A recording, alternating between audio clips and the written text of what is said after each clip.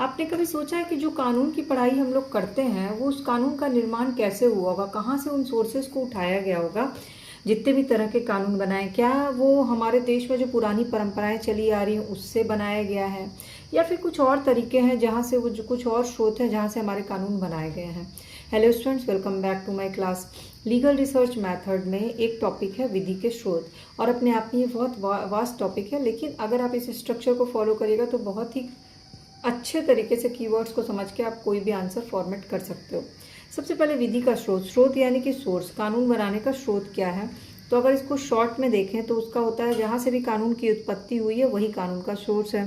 यानी कि तर्क करने का कोई आधार ही नहीं बचता है, जो भी जहाँ से जिस चीज़ की उत्पत्ति होगी वही उसका सोर्स माना जाएगा। इसमें कुछ डेफिनेशंस लिखना जरूरी हो जाता है, तो आप सामंत का लिख देना। सामंत कहते हैं कि जो भी औपचारिक स्रोत है और जो भी भौतिक स्रोत है, दो तरह के स्रोत सामंत ने बताया। कीटन ने बताया कि ऐसे स्रोत जो बंधनकारी भी हैं, जिनको मानना कंपलसरी है, और कुछ अनुनयी भी हैं, जिसको आप माने या न माने दोनों ही तरह से है। और ऑस्टिन कहते हैं कुछ प्रत्यक्ष सोर्सेज हैं कानून बनाने के और कुछ ऐतिहासिक सोर्सेज है। तो बेसिकली इन कीवर्ड से आप ये समझ सकते हैं कि कानून जब भी बनता है तो या तो औपचारिक सोर्स होगा या अनौपचारिक, या तो बंधनकारी होगा या गैर बंधनकारी, या तो प्रत्यक्ष स्रोत होगा या ऐतिहासिक स्रोत होगा। तो अब विधि के प्रमुख स्रोत कौन से हुए? रूढ़ी यानी कि परंपरागत रूप से जो चला रहा है, ये हम डिटेल में अभी करेंगे। न्यायिक पूर्व निर्णय, जो न्यायालय द्वारा जो निर्णय लिए जाते हैं उसके आधार पर नया कानून बनता है।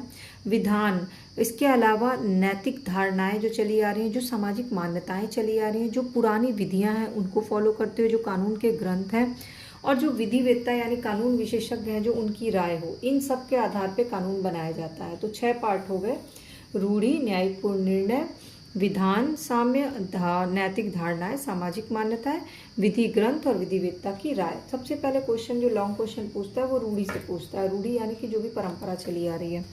तो रूढ़ी जो है ऑस्टिन के हिसाब से परिवार के विशेष दिनों की परंपरा जब विधि बन जाती है तो उसी को कानून कहते हैं। हर परिवार में एक एक कुछ ऐसे रूल्स रेगुलेशंस होते हैं त्योहारों में या वैसे फॉलो करना, जैसे पितृत्वात्मक समाज जो है वो रूढ़ी चली आ रही है कि घर का जो मेल मेंबर होता है वही मुखिया होता है। ये रूढ़ी चली आ रही है जो अब एक तरह से कानून का ही रूप ले चुका है। तो जिसे कानून द्वारा मान्यता मिल जाती है जिन रूढ़ियों को, वो कानून बन जाता है। तो प्रथा क्या है? तो सालमंड के हिसाब से वैधानिक प्रथा और संप्रतिज्ञात्मक प्रथा दो तरह की होती है। वैधानिक प्रथा क्या होती है? जिस प्रथा को विधि द्वारा मान्यता प्राप्त हो और जिसका उल्लंघन कानून का उल्लंघन माना जाए। ऐसा नहीं है कि आपने माना नहीं तो कोई दिक्कत नहीं है, क्योंकि उसको कानूनी मान्यता मिल चुकी है उस प्रथा को, तो अगर आप उसका उल्लंघन करोगे तो वो कानून का उल्लंघन माना जाएगा। इसके भी दो प्रकार हैं। एक तो लोकल प्रथा जो होती है, स्थानीय प्रथा, जो किसी क्षेत्र विशेष की होती है, सब जगह नहीं फैली होती। और कानून बनाने में इसमें लेकिन इस बनाने से पहले देखना पड़ता है कि लोकल है, कम क्षेत्र में फैली हो, लेकिन अगर ये तार्किक है और बहुत सालों से स्थायी रूप से चली आ रही तो कानून बन जाता है। और एक होता है सामान्य प्रथा, जो सभी क्षेत्रों में यानी पूरे देश में लागू होती है और वो भी तार्किक हो और जो स्थायी हो, काफ़ी समय से लागू हो। दूसरा होता है प्रतिज्ञात्मक प्रथा, जब प्रथा की मान्यता दो पक्षों की स्वीकृति की शर्त पर होती है। किसी समझौते पे जो प्रथा चल रही होती है उसको बोलते हैं संप्रतिज्ञात्मकता। प्रतिज्ञा करते हैं दोनों सम मतलब समान रूप से, तो समझौते की जो शर्तें होती है वही कानून का रूप ले लेती हैं और इसमें दोनों पक्षों का मौन समझौता होता है। तो वैध रूढ़ी के आवश्यक तत्व कौन से हैं? कैसे माना जाएगा कि ये रूढ़ी कानून बनाने लायक है? एक तो वो प्राचीनतम होना चाहिए, ऐसा ब्लैक स्टोन कहते हैं कि जो रूढ़ी बहुत पुरानी हो उसी को कानून में बदला जा सकता है। वैध रूढ़ी जो है वो आंग्ल रूढ़ी नहीं, अंग्रेजों द्वारा बनाई गई परंपरा नहीं, बल्कि जो दीर्घकाल से चली आ रही है। दूसरा, वो निश्चित होनी चाहिए और एक रूप होनी चाहिए। इसमें एक केस लिख दीजिएगा, पटेल वृंदावन वर्सेस पटेल मनीलाल का केस है। इसमें एक विधवा के गोद लेने की पूरी कहानी है। आप किताब में अगर पढ़िएगा तो आपको लंबी सी कहानी है। तो गोद ना लिए जाने की रूढ़ी सिद्ध हो गई थी तो इसलिए उसको कानून नहीं बनाया गया। तीसरा है नैतिकता के विरुद्ध नहीं होना चाहिए। कोई भी परंपरा ऐसी नहीं हो जो आपकी नैतिकता के खिलाफ हो, जो सोसाइटी में अंधविश्वास फैलाए, ऐसी कोई परंपरा या रूढ़ी नहीं होनी चाहिए। इसमें वाद लिखिएगा, वादुस्वामी वर्सेस बालकृष्ण रेड्डीयार का। ऐसी परंपरा जो निरंतर सालों से चली आ रही हो, चाहे वो स्थानीय चल रही हो, जाति विशेष में चल रही है, पारिवारिक प्रथा चल रही है, पर वो निरंतर चल रही है। इसमें केस है राजविशन बनाम रामजयवाद। और जो अधिनियम के विरुद्ध ना हो, जैसे रूढ़ी कुछ जगह पे रूढ़ी है शिशु हत्या की, दासी प्रथा की, बेगार प्रथा की, देवदासी प्रथा की, बहुपत्नी विवाह की, ये सब क्या है? ये अधिनियम के विरुद्ध के खिलाफ कोई भी प्रथा नहीं चलनी चाहिए। अब क्वेश्चन है कि रूढ़ी कब कानून बन जाती है? तो रूढ़ी कानून बनती है जब विचारकों में मतभेद हो और उसका फिर विश्लेषणात्मक अध्ययन किया जाए। जब विश्लेषणात्मक अध्ययन किया जाता है तो विचारकों के अनुसार जो भी रूढ़ी है वो प्रभुता संपन्न होनी चाहिए, उस पर किसी चीज़ का दबाव नहीं होना चाहिए और वो न्यायिक लगनी चाहिए। दूसरा, ऐतिहासिक पद्धति के विचार के अनुसार सैवनी कहते हैं कि लोगों की अभिव्यक्ति उसमें होनी चाहिए, मतलब लोगों को ये दिखना चाहिए कि उसमें न्याय है, उस कानून को बनाने में न्याय है, ना कि अंधविश्वास को फॉलो कर रहे हैं। अब अंतर क्या है विधिक और परंपरागत रूढ़ी में? तो कानूनी विधिक जो रूढ़ी है उसको कानूनी मान्यता प्राप्त है और जो परंपरागत रूढ़ी है उसको कानूनी मान्यता प्राप्त नहीं है। विधिक रूढ़ी जो है उसको मानना बाध्यकारी है, जबकि परंपरागत रूढ़ी को मानना बाध्यकारी नहीं है। विधिक रूढ़ी जो है वो न्यायालय की भूमिका उसमें लागू होती है, जबकि इसमें न्यायालय की भूमिका कम होती है। विधिक रूढ़ी का अगर भंग करेंगे तो उसमें दंड संभव है, जबकि परंपरागत रूढ़ी को भंग करने पर दंड जरूरी नहीं है। विधिक रूढ़ी की प्रकृति जो है वो विधि का स्रोत है और ये सामाजिक व्यवहार का नियम ही है। दूसरा आता है विधि के स्रोत में आपका विधायन। अब ये विधायन क्या होता है? तो ये लैटिन शब्द लेजिस से बना है, जिसका मतलब होता है कोई चीज़ को बनाना, जैसे कि विधि का बनाना, विधि का निर्माण करना। इसमें थिंकर में इंपॉर्टेंट है बेंथम और ऑस्टिन और ग्रे। 3 थिंकर का नाम याद रखिएगा, बेंथम, ऑस्टिन और ग्रे।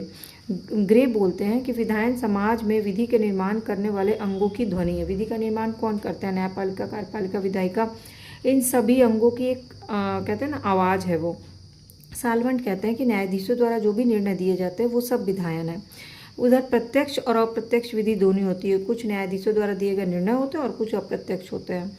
तो व्यवस्थापिका का प्रत्येक विधायन विधि द्वारा ही समझा जाता है। विधायन की इच्छा, तो बेसिकली विधायन क्या है? जो भी निर्णय आते हैं वो सब विधायन है।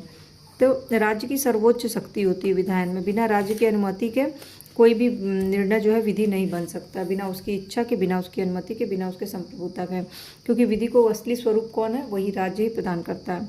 अब विधान के प्रकार क्या है? एक तो ये विधान का होता है सर्वोच्च विधान होता है, जिसकी उत्पत्ति सर्वोच्च सत्ता, तो इसकी उत्पत्ति सर्वोच्च सत्ता द्वारा होती है। और ऑब्वियस है जो चीज़ की उत्पत्ति सर्वोच्च सत्ता द्वारा हो रही है उसको चुनौती नहीं किया जा सकता, उसको नियंत्रण नहीं किया जा सकता, वो किसी के अधीन काम नहीं कर सकता। दूसरा अधीनस्थ विधायन होता है, जो किसी संस्था के अधीन होता है, संस्था द्वारा बना होता है, संस्था के अधीन ही काम करता है। जैसे नगर पालिका अधिनियम, वो नगर पालिका के अधीन काम करता है। औपनिवेशिक विधायन, औपनिवेशिक विधायन मतलब जो अंग्रेजों द्वारा बनाए गए विधायन है वो सब औपनिवेशिक विधायन, जब हम लोग उपनिवेश थे। कार्यपालिका विधायन जो कार्यपालिका शक्ति द्वारा ही बनाया जाता है और उसी के द्वारा प्रयोग भी होता है। न्यायिक विधायन जो न्यायिक निर्णय द्वारा बना होता है, कानून जो भी न्यायालय जो निर्णय देते हैं उससे बना होता है। नगर पालिका विधायन जो कि स्वास्थ्य, सफाई, रोशनी से जुड़े नगर पालिका बनाती है। और स्वायत्त विधायन जो विश्वविद्यालय द्वारा बनाए गए कानून होते हैं। तो बेसिकल विधायन क्या है? विधि का निर्माण करना। कौन करता है विधि का निर्माण? कोई ना कोई संस्था करती है। किसी कौन संस्था? या तो सर्वोच्च संस्था हो सकती है, या अधीनस्थ विधायन हो सकता है, औपनिवेशिक विधायन हो सकता है, कार्यपालिका का विधायन, न्यायपालिका का विधायन, नगर पालिका का विधायन और स्वायत्त विधायन। विधि का तीसरा स्रोत है बनाने का पूर्व निर्णय या इतिरोक्ति। ऐसे काम जो बाद के काम के लिए एक मापदंड बन जाए उससे विधि निर्माण किया जाए। इसमें डायस कहते हैं, ह्यूज कहते हैं कि जो भी पुराने ज़माने के भूतकाल के निर्णय हैं वो भविष्य काल के लिए जब प्रयोग किए जाते हैं तो उसको बोलते हैं पूर्ण निर्णय के आधार पर विधि बनाना। तो न्यायाधीशों को भी जब निर्णय देते हैं तो पूर्व निर्णय के आधार पर ही आगे का निर्णय देते हैं। कभी भी आप देखिएगा पुराने केसेस के आधार पर ही जजेस जो है नए वो देते हैं, निर्णय देते हैं। साल्वंड कहते हैं कि ये शास्त्रीय भाषा में निर्णयों लेने का आधार ही है पूर्व निर्णय। और कीटन कहते हैं कि पूर्व निर्णय को ही कानूनी महत्व प्राप्त है। ब्लैक कहते हैं कि पूर्व निर्णय द्वारा ही न्याय का तराजू संतुलित रहता है, क्योंकि वही बैलेंस करता है कि अगर पहले भी ऐसे केस में ऐसा निर्णय लिया गया है तो आगे भी वो सही होगा। जैसे कि निर्भया केस से जो निर्णय जो चेंज किया गया उसी में आगे अब उसी केस को आधार मान करके, उसी निर्णय को आधार मान के आगे कोई भी नया चेंजेस होगा या निर्णय लिए जाएंगे। पूर्व निर्णय के प्रकार क्या होते हैं? तो मौलिक पूर्व निर्णय होता है, यानी कि नए निर्णयों का आधार क्या है? पुराने नियम होते हैं, मूल यानी जड़। घोषणात्मक निर्णय यानी कि ये पूर्व निर्णय की प्रणाली पर आधारित है जो घोषणाएं की गई हैं। प्राधिकारित निर्णय जो पूर्व निर्णय का बंधनकारी प्रभाव है, जो फिक्स है कि ये मानना ही है। कानूनी निर्णय जो न्यायालय के अपने विवेक पे आधारित है कि इसको मानना है या नहीं मानना। निरपेक्ष निर्णय यानी अपीलीय न्यायालय द्वारा जो निर्णय दिए होते हैं उसको निरपेक्ष निर्णय बोलते हैं। सशर्त प्राधिकरण द्वारा यानी कि पूर्व निर्णय गलत होने पर उसमें संशोधन भी किया जा सकता है, ये भी प्रावधान है।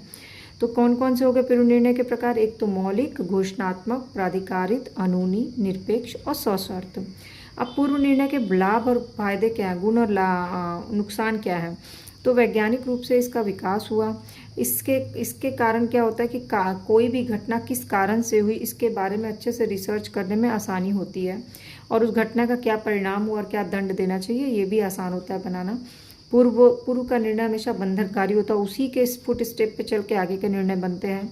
न्यायाधीशों के अनुभव के आधार पे पूर्व निर्णय का उपयोग किया जाता है। ये व्यवहारिक है, प्रैक्टिकल है, क्योंकि ये न्यायालय द्वारा लागू और न्यायाधीशों द्वारा दिया गया है। वास्तविक घटनाओं से ही ऐसे निर्णय निकले हैं, कोई काल्पनिक तो है नहीं इसके सिद्धांत, इसीलिए आसानी से समझने योग्य भाषा में बनाया जाता है और व्यवहारिक और तार्किक आधार पर निर्भर होता है। जबकि दोष क्या है कि इसमें कई सारे निर्णय ऐसे होते हैं जो सामान्य लोगों को जिसके बारे में पता ही नहीं होता है, और इसकी वैधानिकता कितनी इससे मापने का कोई यंत्र भी नहीं है। कई जगह इसमें तर्क संगतता का अभाव होता है, कई जगह वैधानिक व्यवस्था में कई बुराई होती है, गलत निर्णय आ जाते हैं, उसको फॉलो कर लेते हैं। तो ये कई जगह कोई भी कानून सभी क्षेत्रों पर लागू नहीं होता, विशेष क्षेत्र पर लागू होता है। कई जगह ये किसी के प्रति उत्तरदायी है, किसी के प्रति उत्तरदायी नहीं है। अब इसमें एक वाद लिख दीजिएगा, केशवानंद भारती बनाम राज्यवाद। और इस तरह से आपका जो विधि का स्रोत है, ये 3 स्रोत, रूढ़ि और इसका आपका एक तो रूढ़ि को आप क्लियर करिएगा, विधायन और पूर्व निर्णय, तीनों को लिखिएगा तो आपका विधि का स्रोत का आंसर क्लियर हो जाएगा। कोई डाउट, क्वेरी, क्वेश्चन रह गया होगा तो कमेंट सेक्शन में पूछ लीजिएगा, और चैनल के सब्सक्राइब या फॉलो बटन को क्लिक करके बेल आइकन को प्रेस कर लीजिएगा। अपने व्यूज़ नीचे कमेंट सेक्शन में ज़रूर दीजिएगा।